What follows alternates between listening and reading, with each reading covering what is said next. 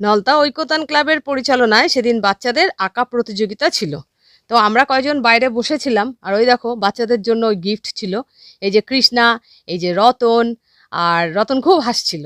আর এই হচ্ছে আমাদের দেবুদা, তারপর প্রবীর দা, আর এদিকে ছিল মাইকেল দা, বললো আমাকে একটু দেখাও, তাই দেখালাম। এরপর আমি একটু ঢু মারলাম নিচতলায়, দেখলাম বাচ্চারা আঁকছে। এখানে এ আর সি গ্রুপ ছিল। আর দোতলায় উঠে গেলাম, দোতলায় ছিল হচ্ছে বি আর ডি গ্রুপ, দোতলায় বেশি ছিল বাচ্চা। তো ওদের আঁকাগুলো দেখছিলাম ঘুরে ঘুরে, ভীষণ ভালো লাগছিল দেখতে। সবাই কত উৎসাহ নিয়ে আঁকছে, কত সুন্দরভাবে আঁকছে, মনোযোগ দিয়ে আঁকছে, দেখতেও ভীষণ ভালো লাগছিল। আর ছোটোবেলার কথা মনে পড়ে যাচ্ছিল। তো এরই মধ্যে আবার আমাদের পাড়ার ছেলে শম্ভু, ওর সাথে একটু মজা করলাম।